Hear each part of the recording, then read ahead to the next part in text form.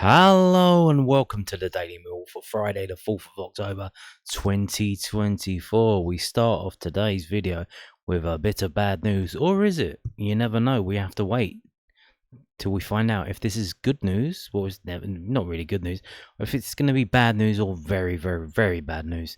And that is this from GoonerTalk.com. Arsenal complete move for under-15 winger Joshua Sese from Millwall. So yeah, another youngster stolen from us. Well, you know, it is what it is. These players obviously have free agency until they sign a professional contract, and they're entitled, and they're allowed to move to other clubs. That's it is what it is.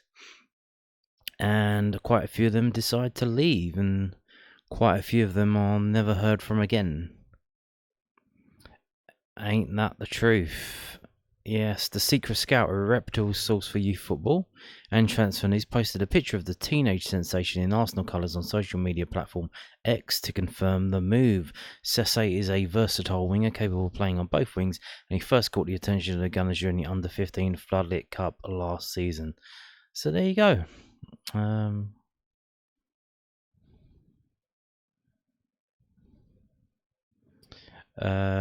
Mill beat both Arsenal and Chelsea during the tournament, with Sese impressing and finally earning a move to Arsenal.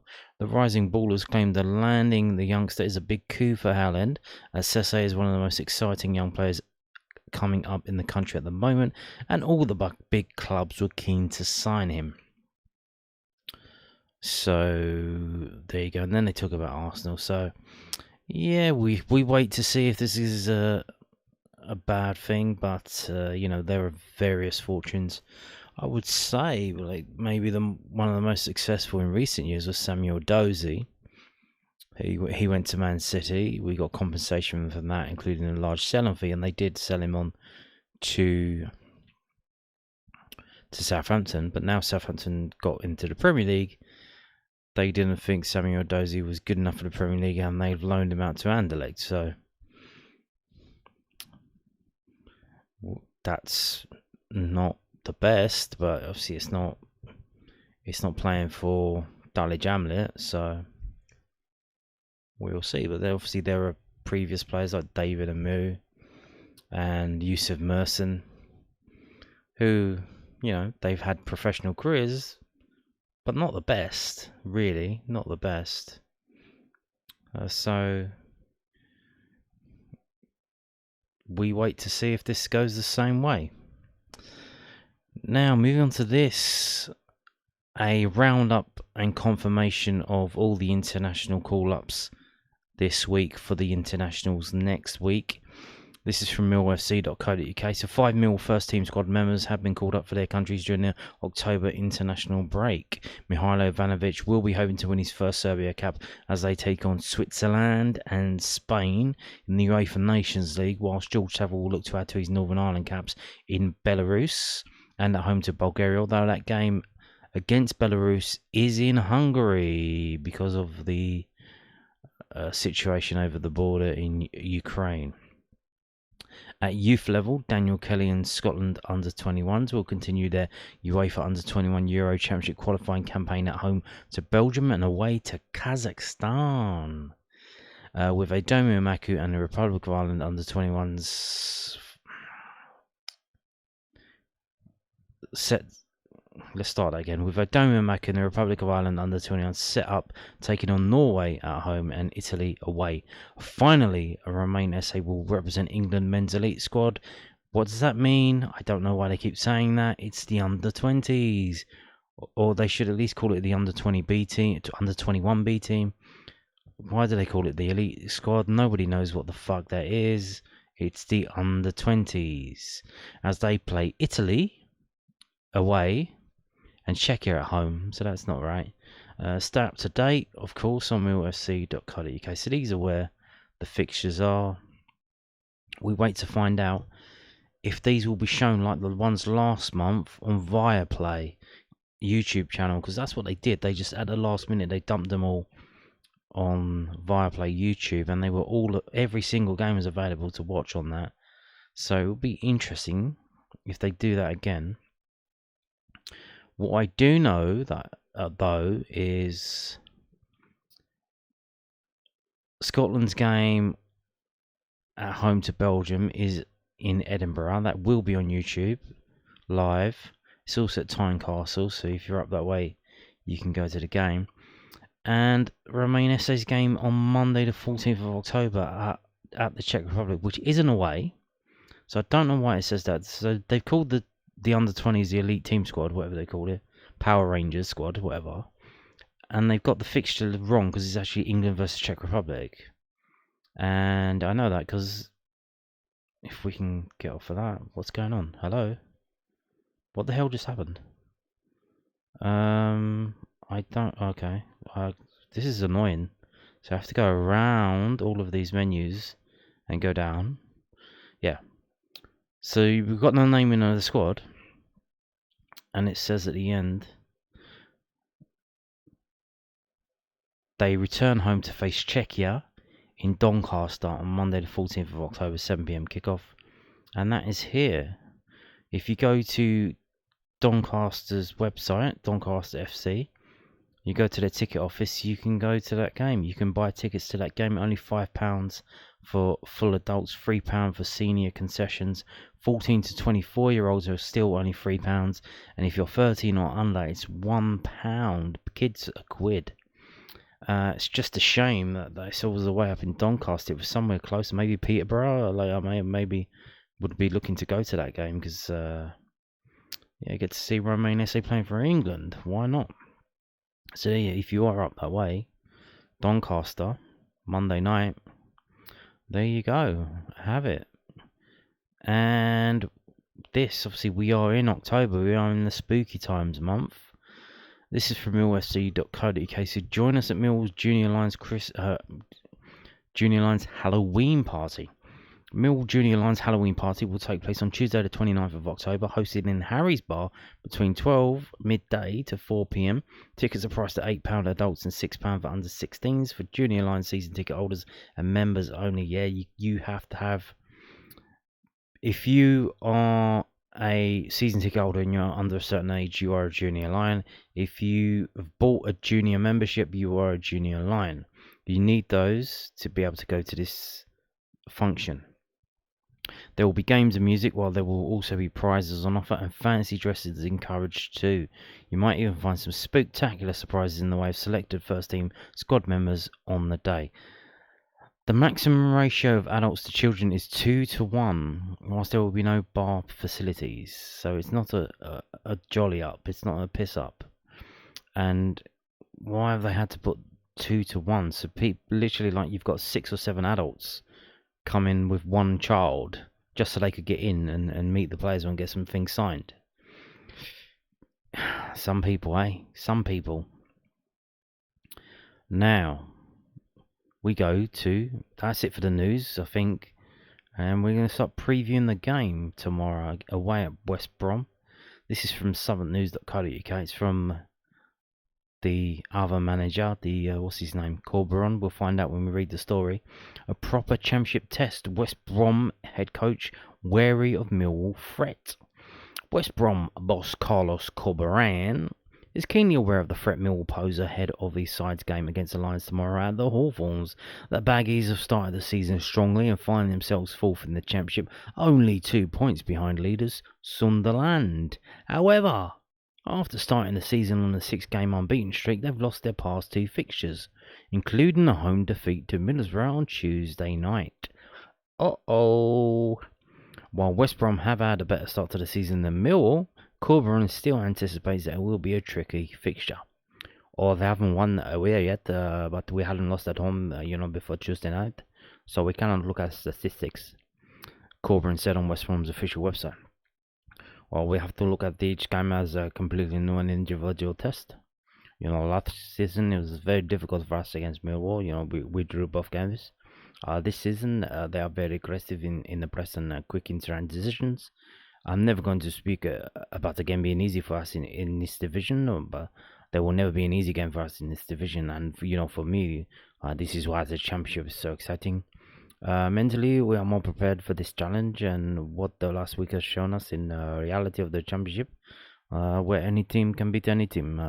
This is a proper championship test. Millwall have their own identity, and they are strong at set pieces, and they are the aggressive in defense. So there you go. He is not thinking that this is an easy game, and hopefully it won't be. This is from millfc.co.uk. It's their preview of the game. Mill travel to West Bromwich Albion in the Sky Bet Championship on Saturday afternoon at 3 p.m. kickoff. The Lions will be looking to bounce back from Tuesday's narrow loss at Cardiff City at the Hawthorns as they go in search of a third success on the road in 24-25. Neil Harris will be without Edomi Maku against the Baggers as the Irishman serves as second of his three-match suspension, with the quartet of Billy Mitchell, Adam Mayer, Tom Bradshaw and Josh Coburn also missing for injury. Sean Hutchinson set out the trip to South Wales in midweek and will have his fitness assessed before kickoff, but Ryan Wintle will be available once again after being unable to play against his parent club due to the terms of his loan agreement. Femi Aziz and Mihailo Ivanovic stepped off the bench on Tuesday and will perhaps be the most likely candidates to start should the head coach wish to make changes. I think maybe Ryan Wintle. I think because he did play in the under-21 game, and I think that was to get his match fitness up because they were looking at him, I think, to start, because you've got Savile and Denor just grinding it out over and over and over and over again. 3 games in a week. So, that's it from Millwall. They also tell you overseas match passes will be available for Millwall's visit to West Bromwich Albion. So overseas Lions fans in certain locations can stream this Saturday's game at West Bromwich Albion for £10. Neil Harris's side, yep, we know all about that. This fixture is only available in selected countries due to broadcasting rights, with the game being selected for overseas broadcast. UK-based subscribers and supporters in countries not listed below to Millwall TV can listen to audio commentary. So it has been selected for broadcast in some countries.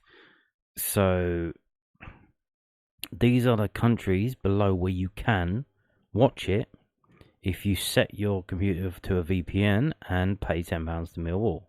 Nudge, nudge, wink, wink.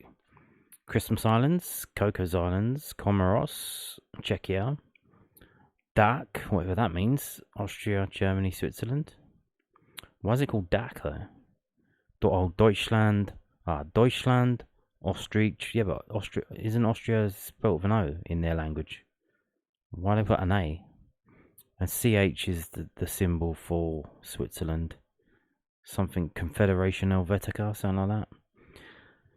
Equatorial Guinea, Ethiopia, Fiji, Gambia, Ghana, Guam, Guinea-Bissau, Kiribati. You get the idea. If you're in these places, you can buy a match pass. If you aren't, then you can't. So we don't see the United States. So we imagine if you're in the United States, that will be on a television channel, which I think is Paramount Plus this season, is it not? So there you go. Now, moving on to this, the historical record of games between West Bromwich Albion and Millwall. Not many games, realistically, because obviously West Brom were a good team back in the day when we were not so much a good team. So we haven't really played them that many times. You can see, if we scroll down, we played them first in 1929 in Division 2. We lost 3-2. And the next game, they made us go up there on Boxing Day in 1929, Boxing Day. And we lost 6-1, which is no surprise. It's quite a journey to make for a Boxing Day game in 1929. And then after that, 1931, that was a 0-0 draw. 1939, that was a 0-0 draw. Our first win came in May 1947, so that would have probably been maybe the last game of the season, so obviously that's a bit skewed in terms of needing a result out of that. Like maybe the West Brom players were on the beach, although in those days it probably would have been Skegness and not Ibiza. And then we played them again in 1947, we lose, and we don't play them again until 1974. And we come back with a draw, and then there's 3 defeats on the row. 3 wins in a row, a 4-1 win this time, which is a record. Again, Boxing Day 1987. So that would have been 87-88, the season we got promoted, no? Cool. And then another 0-0 draw. Quite a few 0-0 draws in this game. 1994, and then another 2 defeats, a victory, a defeat, and then we get to the modern era of West Brom, where I believe they've just been taken over by new owners, but the old new owners, which I think was it a Chinese man, or was he Chinese but from Malaysia or somewhere like that? Didn't do too well with the club, to be honest. Well, from what I've heard, allegedly, I don't really know. And obviously, they've fallen on slightly harder times, which meant we've come up a bit. We've stabilised under John Berylson and the Berylson family over the last 10 or so years. And that's meant we haven't lost in 1, 2, 3, 4, 5 trips to West Bromwich Albion. We have not been beaten. So you would say in that situation that maybe it's time. That's quite a long run to go to a specific ground away from your own and not get defeated. Obviously, they do have new owners. They're fixing things now. But, yeah, I say we haven't been defeated. We've only won once of those 4 games, and 4 of them were draws. Or 5 games, and 1 of them was a win, and 4 draws. 1-1, 1-1, 0-0, 0-0. A hell of a lot of 0-0s in this fixture. 2 there, 1 there, and 2 right at the start. That's a lot. That is a lot. So yeah, that's the historical situation as it is. Now let's get onto the preview and prediction of the game. This is from sportsmole, mole.co.uk. Following a rare defeat in the Black Country earlier in the week, West Bromwich Albion will look to respond as Millwall arrive at the Hawthorns for a championship clash on Saturday afternoon. The Baggies were narrowly defeated by Middlesbrough on Tuesday night, while the Lions produced a below-par performance in South Wales, losing to basement dwellers Cardiff City. Enjoying a 6-game unbeaten run at the start of the 24-25 Championship season, West Brom have been brought back down to earth over the past week in the second tier, enduring back-to-back defeats to Sheffield Wednesday and Middlesbrough, consequently losing ground in the race for automatic promotion. The Baggies had not conceded at the Hawthorns this season before Tuesday night's visit of Michael Carrick's Borough, who managed to escape back up to the northeast with maximum points courtesy of a long-range curler in the second period for England under-21 international Hayden Hackney. Failing to collect any points from the last 2 championship matches, West Brom have dropped from 1st to 4th in the early rankings as October international break approaches, sitting 1 point behind second place Burnley and 2 points back from division leading Sunderland. Despite struggling over the last week as a team, Albion still possess some of the Championship's best performing players this season, as Josh Maja and Tom Fellows have provided 13 goal contributions combined so far in 24-25, with the pair set to give Mill's defence plenty of problems on Saturday.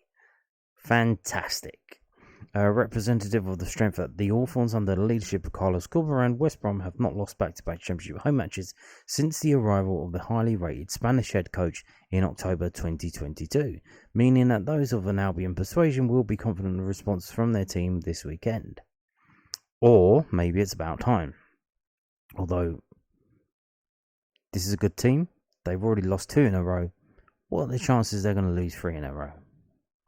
Now, that on itself as well,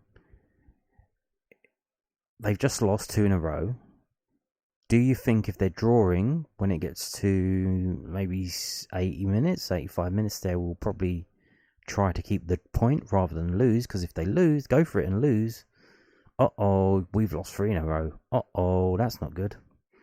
It does provide a certain dynamic to the match planning, does it not?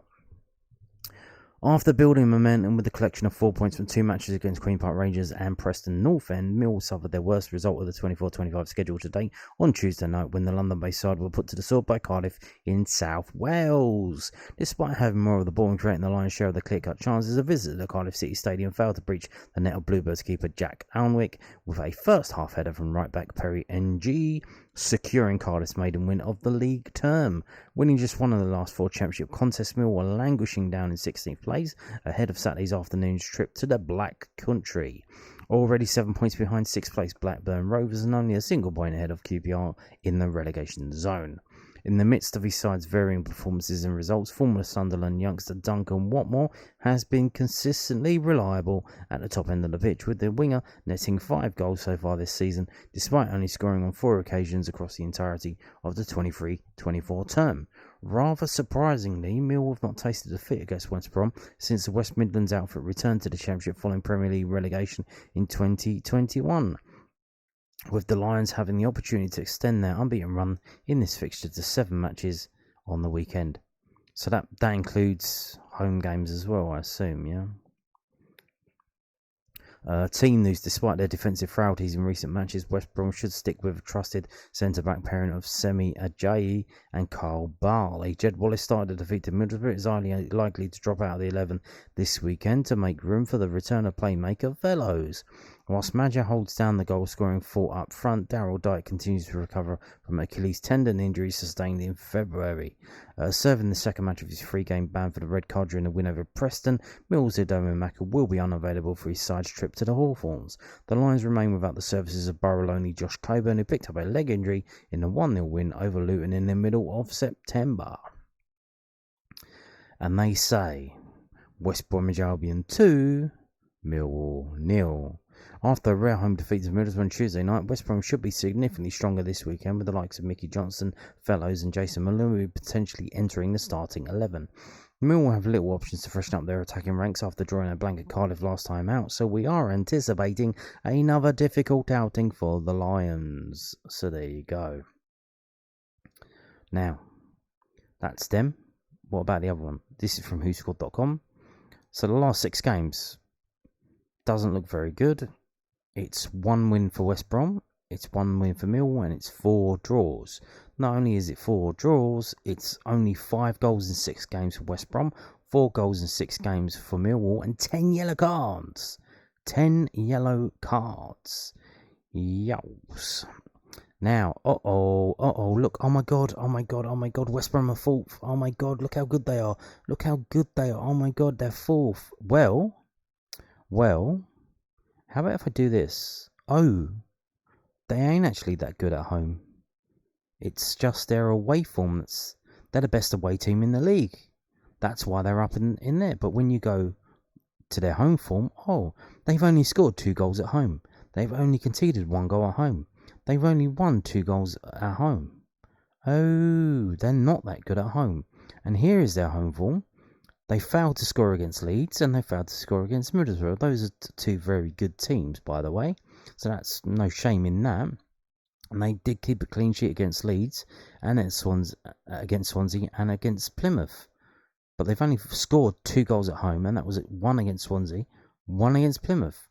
What's that about? Do they have trouble breaking teams down?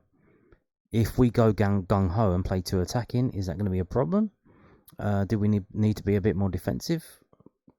Maybe, I don't know, but we'll see. But this is their home form, so don't be scared of this, because we're not playing this, we're playing this tomorrow. Now, Millwall's away form, obviously, if you've been keeping track, you know what it's like. It's not very good. We haven't won yet.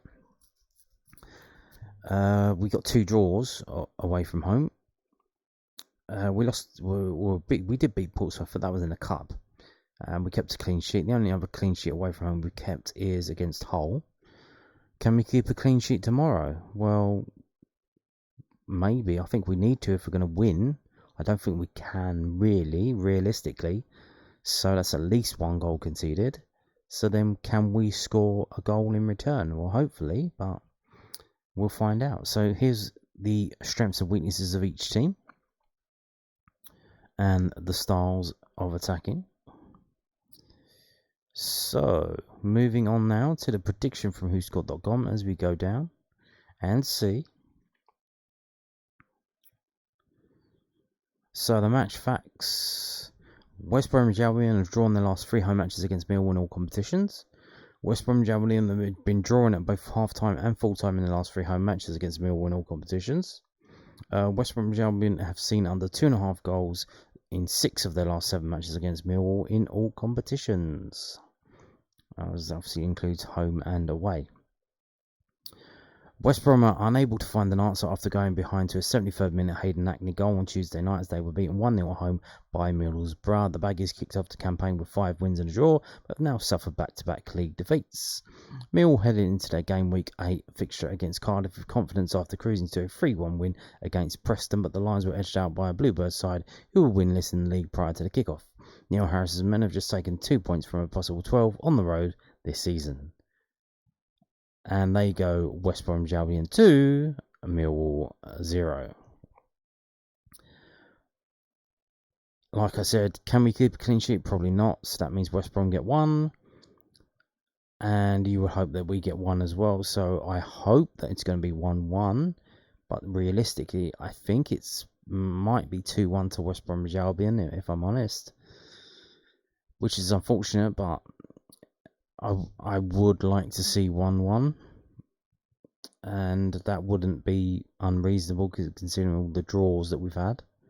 So yeah, don't expect an exciting match, and it will be interesting to see. I do probably expect Wintle to start. There needs to be some changes. Obviously, there's limited amount of changes that you can make. But I think we need to do some changes and maybe even information in terms of you can't keep playing the same formation and the same players, especially in home games and away games. The two games are completely different, as you've just seen with West Brom's form. That's happening to Millwall as well. Our away form is dog shit. It might be an idea, obviously, if they have trouble breaking us down, if we go to 4-5-1, which obviously when we're defending, and then maybe we can transform it into a 4-3-3 when we're attacking. So you either drop Honeyman into the middle or you bring Ryan Wintle on and have a 3-man central midfield and then the 2 wingers on either side and someone up front, and then you go for it from that.